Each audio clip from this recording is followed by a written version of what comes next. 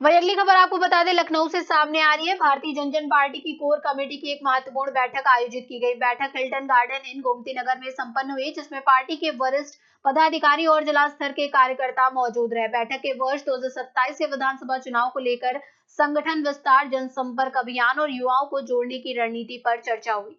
इसके साथ ही प्रदेश में कानून व्यवस्था, अधिवक्ताओं की सुरक्षा और जनहित से जुड़े मुद्दों पर भी पार्टी का पक्ष रखा गया। बैठक में संगठन को और मजबूत व सक्रिय बनाने का संकल्प लिया गया।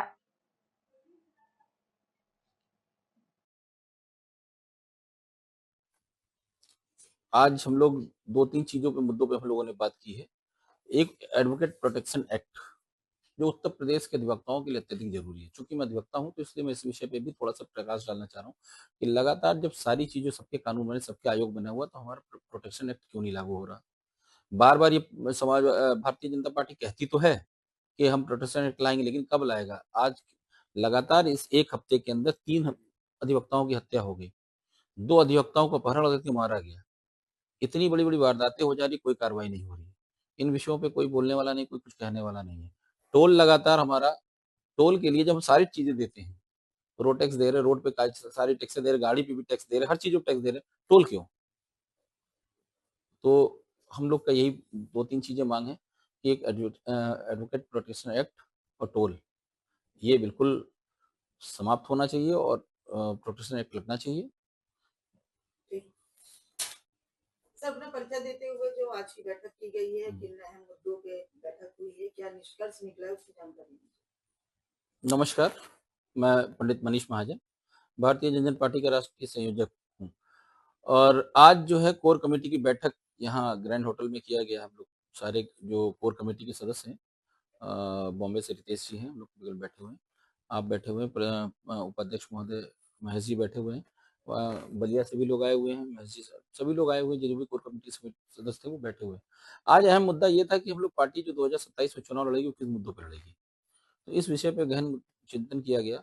और यूजीसी को लेकर जो समाज में बेमनता फैली हुई है, जो अफरा तफरी मची हुई है, जो छात्रों के बीच में एक द्वेष की भावना फैल गई है, उसको लेकर यूजीसी का विरोध हम लोग किस स्तर तक कर सकते हैं, इन विषयों पे हम लोग क्या चर्चा हुई है, बैठक हुई है, जिसपे काफी इस मुद्दों पे काफी चर्चा के बाद कई निर्णयों पे हम लोग पहुंचे हैं कि हम लोग गांव से इसकी विरोध शुरू करेंगे और पहला प्रोग्राम हम लोग बलिया से स्टार्ट करेंगे। और बलिया से स्टार्ट करते हुए उत्तर प्रदेश के प्रत्येक जिलों तक धीरे धीरे हम लोग इसको लेके बढ़ेंगे। पार्टी में महिलाओं की कितने प्रतिशत की भागीदारी है? चूंकि 50% भाई महिलाएं आज की डेट में है हमारे पास, लेकिन पार्टी में भागीदारी कम है। उन प्रयास हम लोग लगे हुए कि पार्टी में महिलाओं को भी जोड़ा जाए। क्या महिला भी कोई प्रत्याशी उतरेगी मैदान में? बिल्कुल, महिला प्रत्याशी भी हैं। सुमन सिंह हैं, वो अयोध्या से लड़ने के प्लान में है। ऐसे ही और भी जो प्रत्याशियां हैं, जो उनको लड़ाया जाएगा। यूजीसी में क्या संशोधन चाहते हैं? यूजीसी में देखिए, संशोधन सिर्फ मेरा एक ही है कि जो ये उन्होंने कानून एक ला के रख दिया है कि मैं जो कहूंगा वो, उन्होंने जो एक बार कहा, जैसे SC ST कानून था, उसमें अगर हम एप्लीकेशन देते थे तो उसमें एक बार पहले होता था जेल भेज दिया जाता था, फिर उस पर विवेचना होती थी, लेकिन सुप्रीम कोर्ट के बाद उसको रोक लगी। उसी तरह इसमें है, इसमें विवेचना का अधिकार ही नहीं है।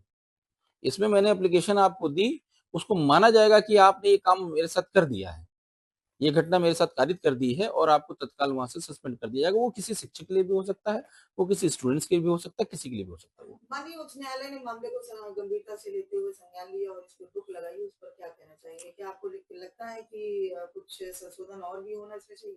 देखिए, मैं अधिवक्ता हूँ, इसलिए मैं उच्च न्यायालय के उसको आदेशों को मानता हूँ, और मैं समझता हूँ माननीय उच्चतम न्यायालय जी ने जो आदेश दिया है, मैं उसका सम्मान कर रहा हूँ।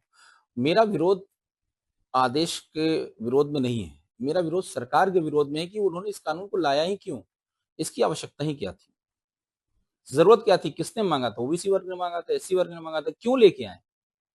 एक तरफ कहते तो बटोगे तो कटोगे, आपने तो बांट दिया, लाइन खींच दी, दो भर में बांट दिया, एक तरफ हरिजन ओबीसी हो जाएंगे, एक तरफ श्रवण हो जाएंगे।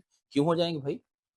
आज आप मुझे सिर्फ एक चीज की कोई जवाब मुझे दे दे कि जिस भी, आज किसी भी कॉलेज में आप मेरे साथ चलिए, मैं आपके साथ चलता हूँ, प्रत्येक सीट पे बता दीजिएगा क्या अगली पंक्ति पे केवल ब्राह्मण और समान वर्ग के लोग बैठते हैं, उसके पीछे ओबीसी वाले वर्ग बैठते हैं, या उसके पीछे SC वाले वो लोग बैठते हैं, कौन लोग बैठते हैं। तो ये सब चीजें जो लगातार समाज में द्वेष की भावना से जो भेज रहे हैं, ये गलत चीजों को भेज रहे हैं।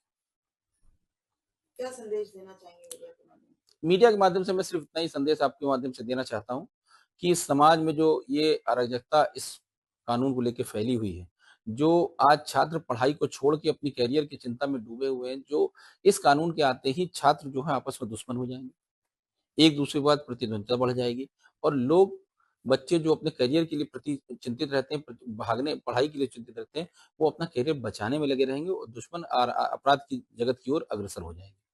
और इस कानून का रोकना समाज, देश और न्याय हित के लिए अति आवश्यक है, बच्चों के भविष्य के लिए आवश्यक है, क्योंकि बच्चे मेरे इस देश का कल का भविष्य है। जहाँ बात होती है भारतीय जनता पार्टी की, क्या भारतीय जनता पार्टी गठबंधन भी करेगी?